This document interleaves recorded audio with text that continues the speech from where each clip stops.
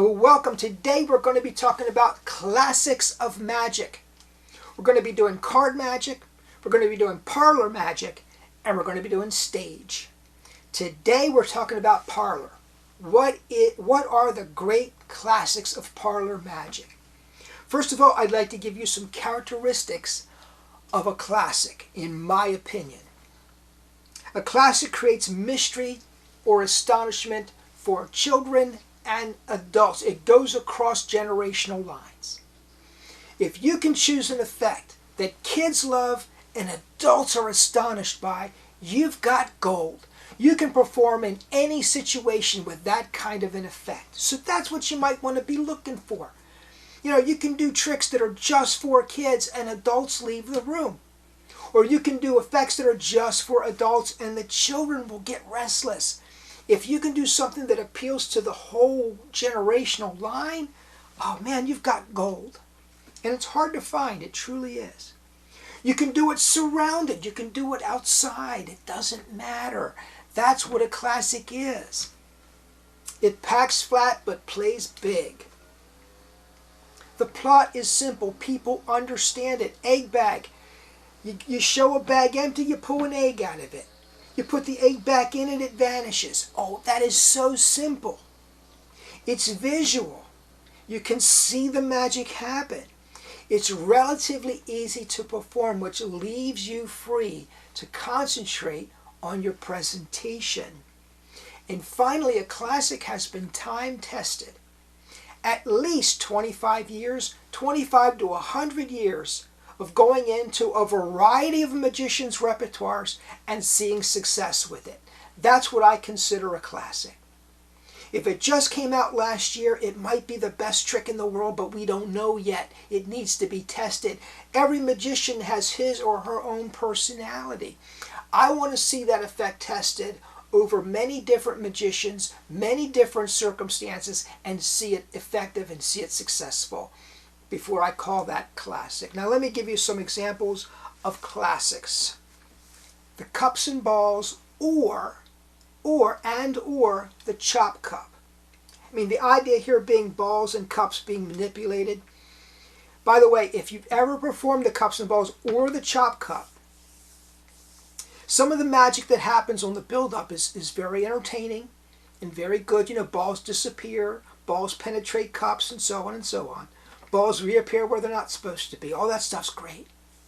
But when you produce the final load, especially if there's a kicker load, you produce a final load and then another final load. Oh man, I'm telling you, that is the icing on the cake. That's what sends it over the top. That's what makes it a classic. Whether you do the chop cup or the cups and balls or the combo. Did you know there was a combo? You can do both chop cup and cups and balls together. I think Ricky Jay did the combo. And a few other great performers, but I think Ricky Jay did a combination of cups and balls and chop cup. At any rate, that's a classic. The cut and restored rope.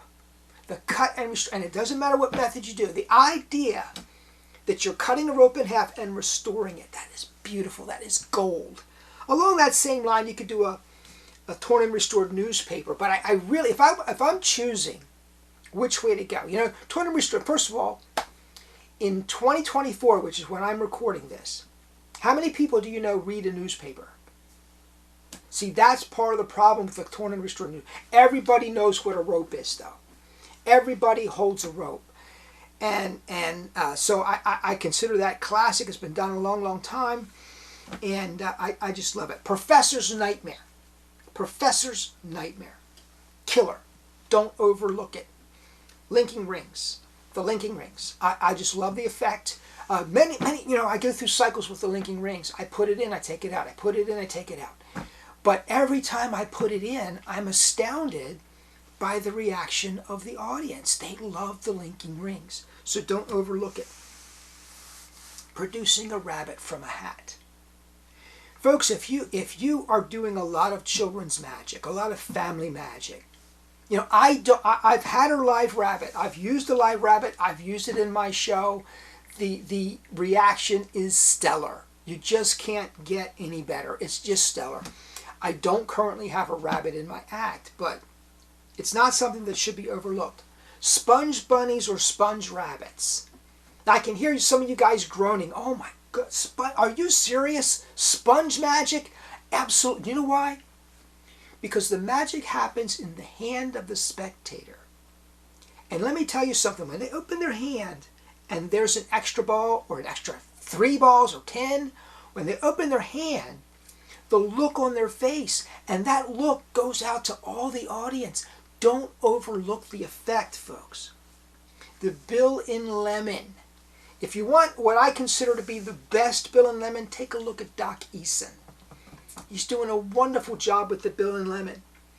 But basically what you have here is a classic plot.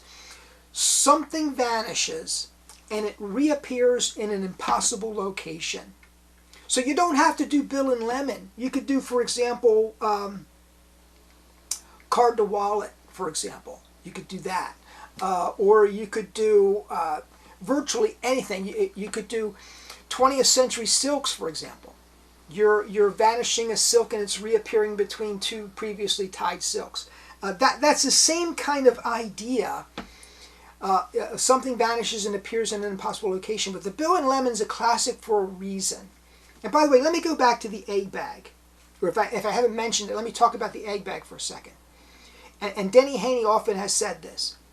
People have used other things for the egg bag. They've used golf balls and so on and so on. The reason the egg bag, one of the reasons it's so effective is that the egg, everybody knows what an egg is. Everybody knows how fragile that egg is.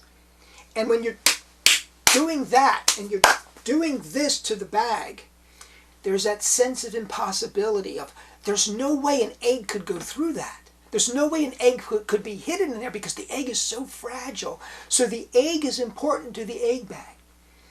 And when it comes to the Bill and Lemon, a bill is something everyone has, right? And if you have it signed, it's very personal. And then it appears in something organic. You know, something that grows out of the ground that there's no holes in. I mean, there's a sense of impossibility about it. So the Bill and Lemon, the egg bag, the Chinese sticks. And I don't like to do it as a sucker effect. I kind of like to do it as, isn't this interesting? Isn't this something odd? And I kind of present it that way, and it's received that way. I like the Chinese sticks. The Miser's Dream. And again, the audience involvement is so important to many classics when you're pulling a coin out of someone. And they're giving you this look of astonishment, like, where did that come from? And clink, and clink, and clink, and one after the other. It is an amazing effect.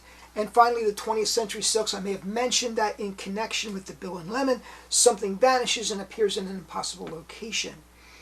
These are, in my opinion, the classics of parlor magic. And if you're looking for a place to begin, if you're looking for effects to add your repertoire or to complete your repertoire or to put a show together, I would encourage you, look at these effects. Look at these effects. I'm going to put a list down below. I'm going to put the list down below so you can see them one at a time. Take your time, learn these effects, and then once you've mastered these and you've performed them and you've seen what the audience reaction is, then you can add some other stuff. You know, add some of the new Penguin stuff that's coming out this week. But learn the classics. Learn the classics. Folks, thank you so much for joining me. I appreciate it very much. Please comment down below. Please subscribe if you've not done so already. Have a great day.